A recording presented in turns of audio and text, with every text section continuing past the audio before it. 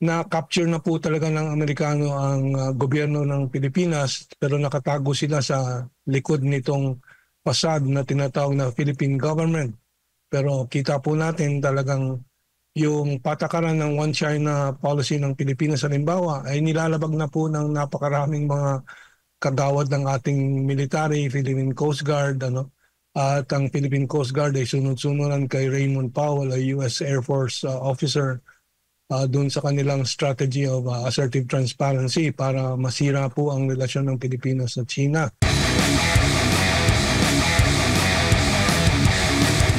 Sir, unahin po natin itong napakamainit na issue po ng Taiwan at ng Pilipinas. Ano po ang take nyo dito, sir?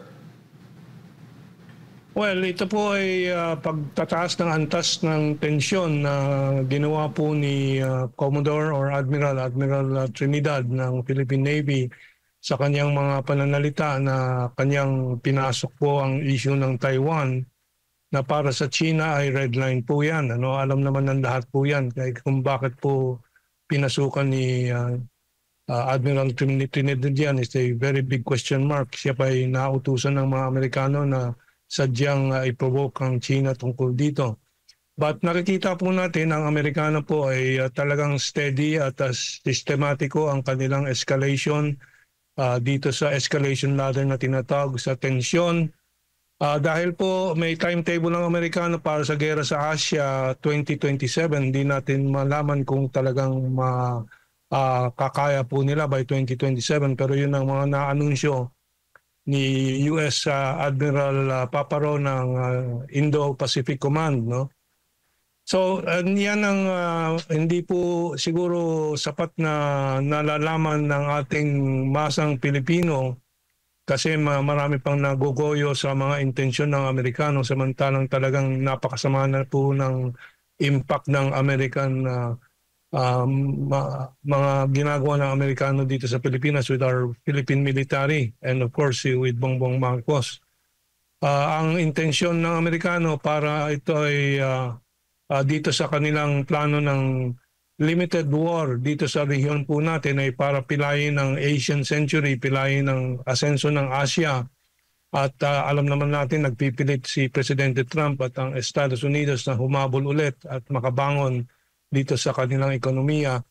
At nakikita nila ang Asia na pinakamataas na sentro ng kaunlaran po sa mundo ngayon ay hadlang dito sa kanilang ninanais na pagbabalik ng sigla ng American economy. So I hope more people understand through your broadcast,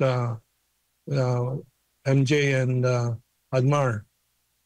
Tsaka sir, marami ang umaasa na sa bagong administrasyon ni Trump matitigil na ito, itong mga nangyayari sa ating region, particularly ang mga isinusulong na pagkakagulo between China and the Philippines, yung parang pinaghahati-hati tayo pero hindi pa rin pala talaga nagbago ang American interest, Sir Herman. Well, unang-una si Trump maaaring naiba po ang kanyang intensyon which is medyo maging mas mapayapa ang relasyon ng Amerika sa mundo. But nakikita naman natin po na hindi po siya talagang in full control ng American policy.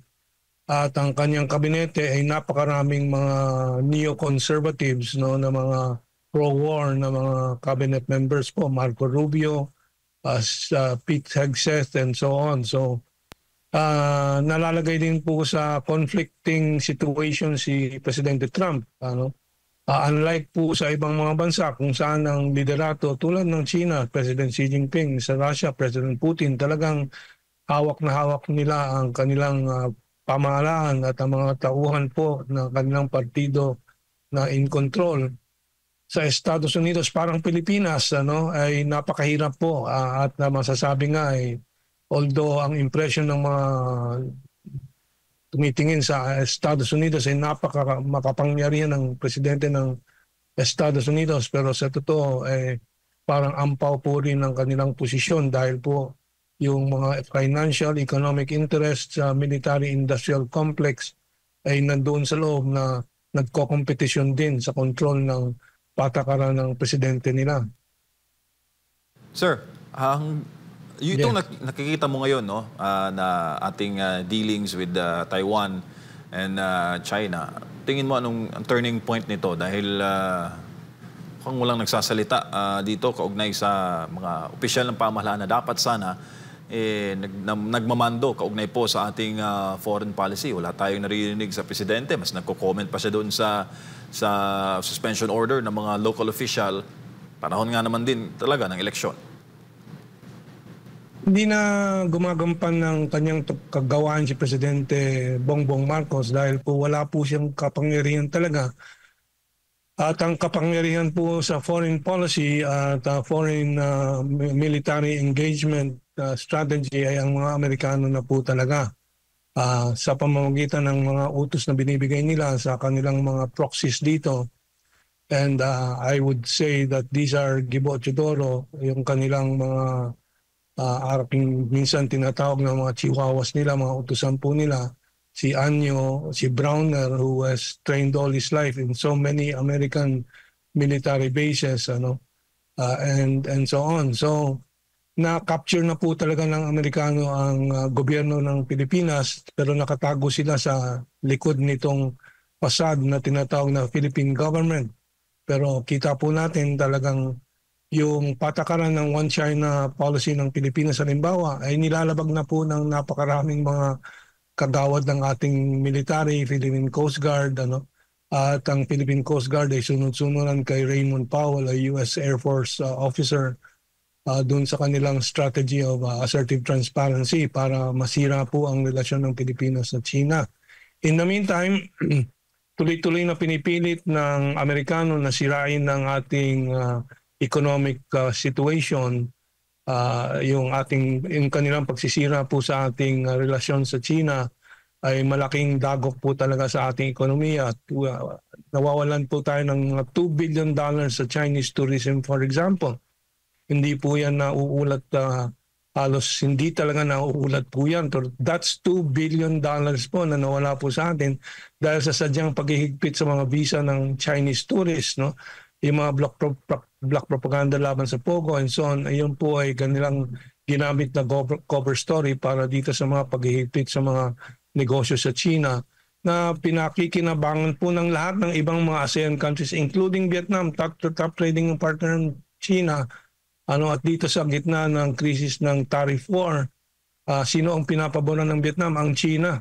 Dahil po napakalaking pakinabang ng Vietnam sa China at kung pag-uusapan natin ang pagka-soberenya at pagkatapang po ay walang tatalo sa Vietnam. So bakit sila po ay malapit ng nakikipag-ugnayan sa China? Yun naman ay kabaliktaran na nangyari sa Pilipinas ay humihiwalay, lumalayo. At wala po tayong nakikitang pakinabang sa Estados Unidos kundi itong military drills na nalalagay po ang Pilipinas sa peligro.